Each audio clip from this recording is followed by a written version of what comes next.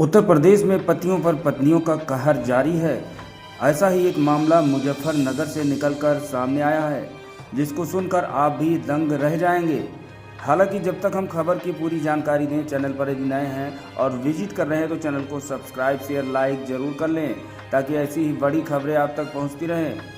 भगेला गांव निवासी मीनाक्षी ने मुकदमा दर्ज कराया है कि उसके भाई अनुज शर्मा की शादी 2 साल पहले गाजियाबाद के फारूक नगर निवासी पिंकी उर्फ सना के साथ हुई थी।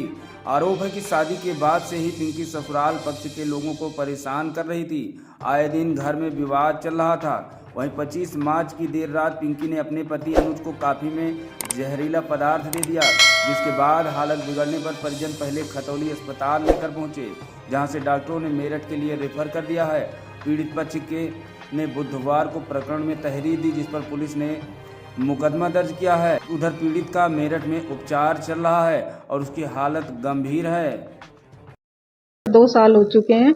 सन्ना नाम की लड़की है, उससे शादी हुई थी इसकी, अनुज की। कहाँ से हुई थी, कहाँ की रहने वाले सना? ये उसकी थी फरक नगर की, फरक नगर गाजियाबाद। इनका रहता तो देखो आपस में ही था, लेकिन भैया हमें बताने था डिश में रहता था, मतलब कि चलो घर नहीं पता चले। इनके दोनों का आपस का ही रहता था इसी बात के ऊपर कि ये लड़की थोड़ा गलत है, इसलिए शादी के वही समझ लो 1-2 महीने बाद शुरू हो गया था इनका। मतलब जब भाई को पता चला था। क्या पता चला था? कि इसका चक्कर है, इसकी जो ताऊ की लड़की है उसके लड़के के साथ। शादी से पहले ही चक्कर था? हाँ। फिर क्या हुआ है? अब ये उससे बात करती थी शादी के बाद, कहीं भी छत पे कर रही है, कभी नीचे जा रही, जब तक भाई नहीं आता था हॉस्पिटल से। और तो भाई के सामने बात नहीं करती थी उससे। तो भाई को इसका फ़ोन पकड़ा, जब इसके मैसेज दिखे, फ़ोटो, और जब ये बात करती थी सब कुछ इससे प्यार से पूछा भाई ये कौन है, तो इसने नहीं बताया। भाई ने ऐसे ऐसे मैसेज फिर पकड़े, जिससे शक करने पे मजबूर हुआ भाई। फिर क्या?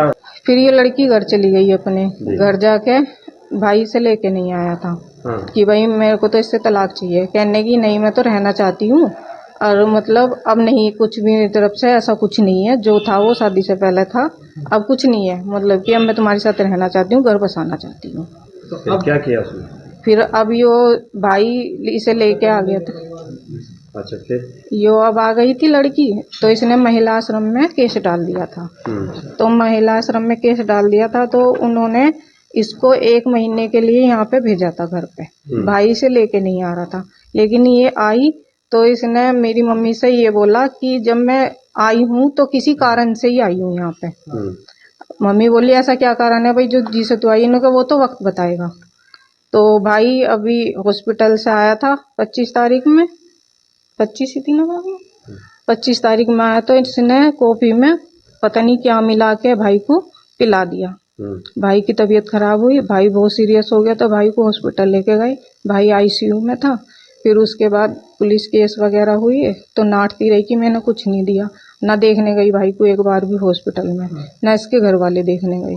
अपने घर वालों को बुलाया इसने, फिर उनकी गैल यो वहाँ से थाने से चली गई। पे नहीं थे, मेरे पास भी फ़ोन गया था 11:30 बजे। मैं भी नन्नगरी दिल्ली में रहती हूँ, वहाँ से मैं आई हूँ, मुझे भी नहीं पता क्या मिलाया क्या नहीं, वो तो उसी पता होगा।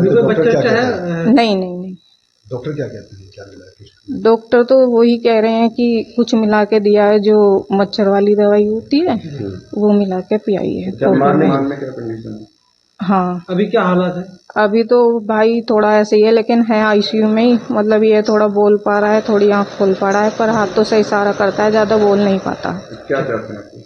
हम तो यही चाहते हैं जो हुआ है हमारी साथ उसे न्याय मिले। जो मेरे भाई को जानलेवा मारने की इनने साजिश की है, तो इसे सजा मिले। क्या लगता है आपको? मेरठ कांड हुआ है, उसको भी देखा होगा आपने। हाँ जी, हाँ। कुछ ऐसा लग रहा है? मुझे भी लग रहा है उसे देख के इसने किया हो, देखो।